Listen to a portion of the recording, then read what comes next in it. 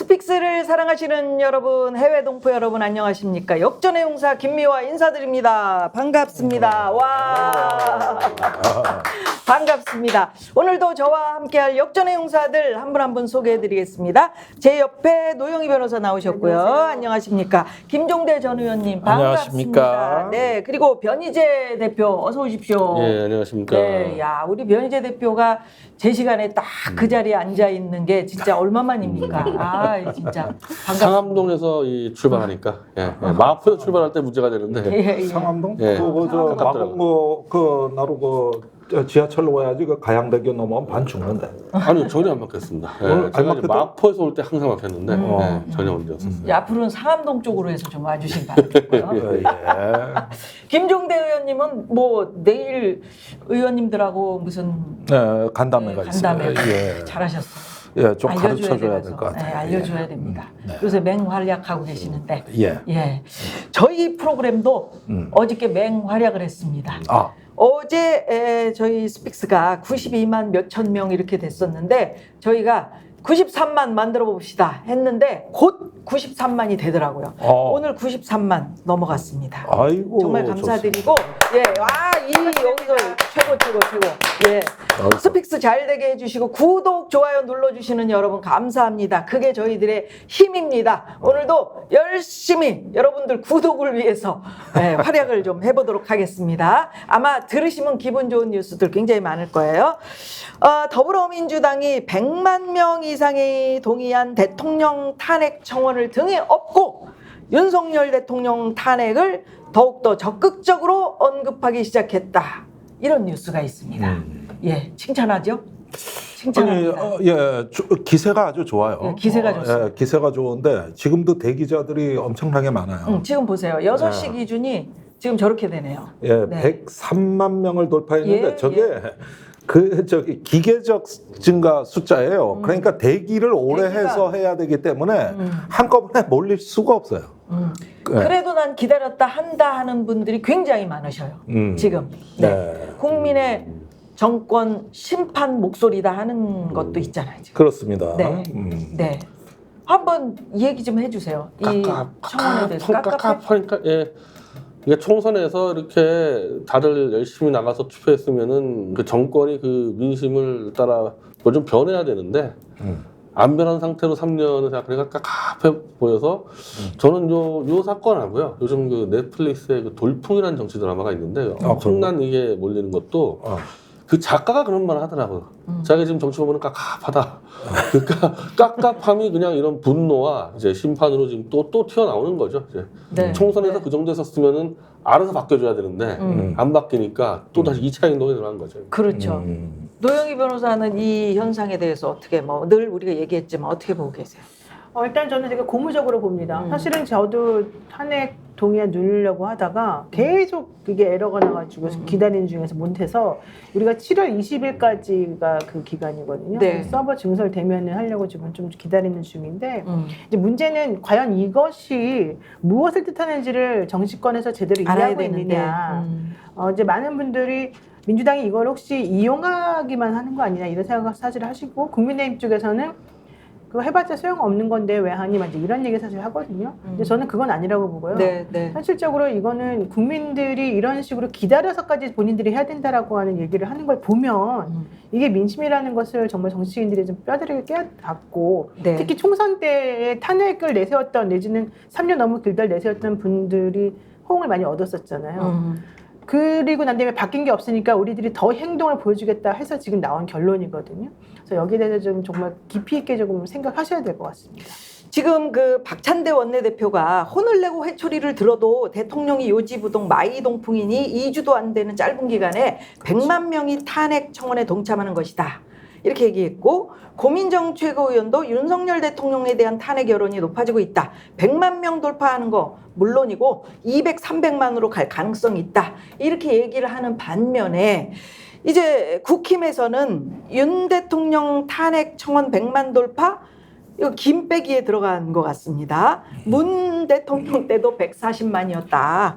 이거 탄핵 정원 국민의 자유고 탄핵 사유가 없다는 건 누가 봐도 명백하다. 이렇게 얘기를 하고 있는데 문재인 대통령 때 그 탄핵했던 사유가 뭔지 지금 기억하세요? 기억 못합니다. 그때 기억 못하시죠? 네. 그 코로나 때 중국인 입국을 허용해가지고 그때 그 뭐 우한 폐렴을 확산시켰다라는 네, 것을 대표적 가지고 유언비어죠. 예, 그거 가지고 그것을 탄핵 청원한다. 지금 생각하면 참 웃음이 나오는. 예, 그거하고 지금 이거하고 같습니까? 국민 아니 그때는 심정이? 2020년 2월에 특별 입국 절차로 이미 전환을 했고 중국에서 입국한 건 사실이지만은 그 이후로 중국 입국자로 인한 어떤 그 전파 사례가 거의 다 차단이 됐습니다. 그게 우리나라 방역에 정말 우수하고 모범적인 전 세계가 지켜본 그 절차였거든요. 이런 특별 입국 절차의 그 뭐랄까 진단 키트라든가 이런 시스템이 너무 훌륭했거든요. 네, 네. 그런데 처음에는 좀 불편해서 이제 정부에 대해서 반감을 가지고 마스크 대란이 있고 이랬는데 이후에 전부 칭찬으로 바뀌었어요. 네. 예, 그런 면에서는 전염병을 선동하는 게 사실은 선동 중에서 가장 나쁜 겁니다. 이게 그 전염병이라는 건 불확실한 거고 누구나가 해자가 될 수 있고 네. 누구나 피해자가 될 수 있기 때문에 불안이 고조됐을 때 굉장히 선동하기가 이제 아주 악성 선동이 있을 네. 수 있는데 그때 그게 한 3월부터 거의 수습이 됐죠. 아주 훌륭하게 수습이 그러게 됐죠. 이게 유치하잖아요. 숫자로 따지는 게 그때 140만 넘었는데 지금 130만이 넘어가지 않습니까? 이러다가 지금 몇백만이 참네. 되려고요. 예, 예, 예. 아이 참 그런 식의 이게 참 할 말이 그런데 없네. 예, 요 시점에서 요런 기사들이 슬슬 많이 보여서 제가 한번 말씀을 드려봅니다. 섣불리 행동에 옮겼다가는 2004년 노무현 전 대통령 탄핵을 추진했던 한나라당처럼 역풍을 맞을 수 있다. 뭐 요런 기사. 그리고 요거 지금 민주당이 정치적 부담 탓에 망설이는 분위기도 감지가 된다. 이렇게 살짝 그 탄핵하지 마라. 요거 위험해. 이렇게 유도하는 듯한 의원들용 낚시 어떤 기사가 아닐까 이런 느낌도 드는 기사들이 지금 계속해서 많이 나오고 별 얘기 있는데. 다 나오죠. 네. 그쵸? 네. 네. 그런 거는 김빼기 기사라고 저는 그러니까 생각을 하고요. 김빼기. 그 노무현 대통령 탄핵 때하고 지금하고 어떻게 같이 취급을 어떻게 합니까? 갔습니까? 네. 노무현 대통령 때에서 여러분 한번 생각해 보시면은 그때 마치 엄청 큰일 난 것처럼 그 한마디 했던 걸 가지고서 난리를 쳤던 거잖아요. 그때의 탄핵은 아예 이유가 안 되고 말이 안 됐었던 것이기 때문에 현실적으로 그 결과가 나왔었던 건데 이번에는 그게 아니잖아요. 국민들이 2년 넘게 기다리면서 제발 좀 바꿔달라고 요청했는데 그게 안 먹혔던 거잖아요. 네, 네. 그래서 저는 자꾸 뭐 역풍 얘기하는데 여기서 말하는 그 역풍이라고 하는 거는 저는 좀 걱정되는 거는 헌법재판소의 재판관들의 성향이나 이런 예, 게 예. 조금 달라질 가능성이 있고 특히 진보 성향으로 분류되는 그 재판관들의 임기가 올 10월, 9월이면 이제 끝나죠. 끝나요. 그리고 내년 초에 이제 끝나는 분도 있고 그렇기 때문에 구성 자체가 달라지게 되면은 실제 그게 유권에 맞아도 기각을 할 가능성이 있다. 뭐 이런 식으로 만약에 한다 그러면 저는 그거는 좀 수긍할 수 있지만은 그게 아니라 지금은 탄핵 요건이 안 되는데도 불구하고 이런 운동을 하게 되면 니네 역풍 맞는다. 그러니까 하지 말아라. 정치적 부담이 있다. 이거는 저는 절대 아니라고 봐요. 그 답이 나와가는데요. 네. 그러니까 문재인 노무현 때하고 가장 큰 차이는 시기적으로 그때는 총선 직전에서 벌어진 거니까 대통령제의 특성상 총선으로 일정 정도 변화 개혁이 가능했던 상황에서 무리하게 탄핵할 필요 없었던 거죠. 근데 지금은 총선에서 해줬는데 민심을 표출했는데 이게 안 바뀌니까 그러면은 선거 가지고는 못 바뀐다 그러면 대통령에서는 탄핵 말고 답이 없는 거거든요.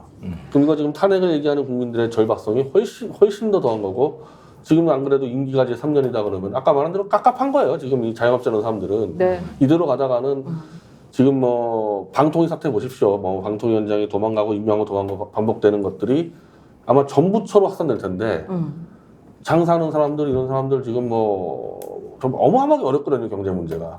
그러니까 사실 생존의 문제가 연결돼서 지금 나와 있는 숫자보다 아마 훨씬 더 절박한 상황이어서 저는 야당이요 이 부분 대해서 최소한 이런 이 갑갑함을 넘어서 이제 거의 이제 뭐 윤석열 조치를 좀 안 보이게 해달라 당장에 이런 요구를 일정 정도 어떤 식으로든 수용을 해주지 못하면은 야당도 심판받을 수 있는 상황으로 갈 수도 있어요.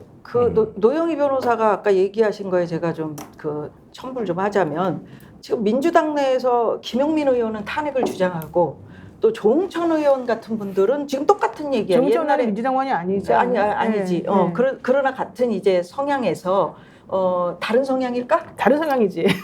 같다고 보시면 안 될 것 같은데. 그 옛날에 노무현 전 대통령 탄핵을 건드렸다가 한나라당이 어떻게 됐습니까? 이렇게 지금 질문을 하고 있는 거예요. 그게 조응천 논리라서 그래서 그분이 사실은 그러니까. 민주당 지지자들한테 좀 배척당했던 거죠. 네. 노무현 탄핵의 역풍은 이거는 국회 탄핵 소추가 정당하지 못하다라는 국민적 인식 때문에 이게 그렇죠. 벌어졌던 거잖아요. 예, 어떻게 제가 네, 말씀을 좀 그때 해주시죠. 청와대 근무할 때라서 너무 생생해요. 그래, 얘기 좀 해주세요. 사실은 말이에요. 대통령 탄핵 때니까 좀 편하더라고. 일을 안 해서. 회의가 없어지니까. 그런데 보고서를 본관의 집무실로 못 가져가가지고 제가 한번 관저로 간 적이 있어요. 근데 관저 내부를 모른다고. 그 상춘제 넘어서. 두 번을 꺾어서 들어가라고 안내를 받았는데 들어갔는데 대통령이 비서실장하고 밀담하는 자리에 쑥 들어가 버려가지고. 네. 그래서 안녕하세요 그러니까 다들 날 쳐다보고 있더라고. 그래가지고 아주 별의별 해프닝이 많았는데 대신 공식 회의가 없으니까 일은 많이 주는데 참 봄이 와도 봄 같지가 않다. 출래불사춘 이러면서 아주 우리가 죽음 같은 시간을 보냈고 복귀할 때 참 여러 가지 그 에피소드가 많았는데 그때 충청도 강원도의 노인들까지 열린우리당을 찍었습니다. 예. 그러니까 이게 탄핵 역풍이라는 게 뭐냐 하면 대단했지. 납득이 안 가는 걸로 국정이 마비가 되고 광화문 저 청계천 일대 촛불 시민들이 무더기로 쏟아져 나와가지고 수십만 인파에다가 저기 전혀 진보 정당을 찍을 것 같지 않은 노인들까지도 국회의원 그 190몇 놈이 이랬다고 뭐 해가지고 화를 내시면서 그해 열린우리당이 아주 엄청난 압승을 거뒀단 말이에요. 네, 그때는 몇 석이더라? 50% 가까이. 152석이었어요. 그나마도 정동영 대표의 그 노인 폄하 발언이 없었으면 170석도 가능했었거든요. 그래가지고 이제 그때 한나라당이 완전히 거의 뭐 탄핵의 그 역풍 프레임에 걸려가지고 쫄딱 망했던 거예요. 당시에 열린우리당은 아주 약체였었잖아요. 50명도 그렇죠. 채 안 됐었잖아. 그게 이제 그죠? 민주당에서 분당해서 네, 나오니까 분당해가지고, 예, 반반으로 나눠졌고 또 민주당에 그때 뭐 탄핵파들이 얼마나 많았습니까? 그러니까. 그게 2004년 2월에 있었던 일인데 네. 2월 18일 날하고 24일 날 대통령이 말한 발언이 이제 문제였다는 거예요. 그때 발언이 뭐였냐면은 대통령이 처음에 개헌 저지선까지 무너지면 그 뒤에 어떤 일이 생길지 나도 모르겠다. 요거 하나 하고 24일 날 2월 24일 날 방송기자클럽 기자회견에서 국민들이 총선에서 우리 열린우리당을 압도적으로 지지해 줄 것을 기대한다. 이제 요 얘기 이것들 때문에 사실은 탄핵 조순영 의원이 시비 걸어가지고. 그러니까요. 예. 근데 사실 그것을 지금 현재 대통령이 그동안 했던 발언이나 행동하고 비교를 한번 해보시면 그 누구가 사실 납득을 하겠습니까? 그리고 그 당시에 탄핵은 사실은 새천년 민주당 하고 열린우리당의 싸움이었던 거잖아요. 네. 그것 때문에 사실은 이용당한 측면이 있는 건데 특히 노무현 대통령은 그 당시에 그것 때문에 사실은 이제 국정 운영의 동력을 좀 잃고 여러 가지 힘들었습니다만 이게 내부 분란 때문에 사실은 벌어진 일이라고 저는 생각을 하거든요. 민주당 분당 사태가 벌어져서 한마디로 네. 이제 네. 내전이 벌어졌는데 결국에는 이제 그런 정치적인 문제는 총선에서 선거로 심판받으라는 거였어요. 그렇죠. 사실은.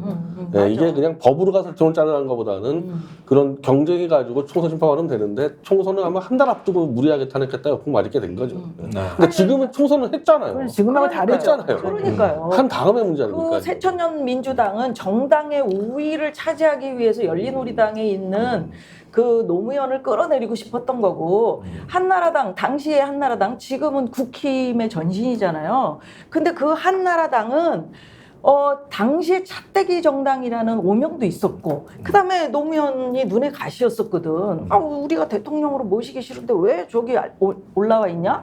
그 끌어내리고 싶었었단 말이에요. 그러니까 서로 이게 맞아가지고 이제 노무현 끌어내리기를 했었던 거여서 국민들이 반대를 했었던 거고 탄핵의 역풍을 맞은 거고. 그렇죠. 지금은 어떻게 갔습니까 그게? 근데 스픽스는 말하는 언론입니다. 대세는 유튜브, 그중에서 스픽스. 좋아요, 댓글, 구독, 알림 설정. 여러분이 저희를 사랑해 주시고 우리가 여러분을 사랑하는 4가지 방법입니다.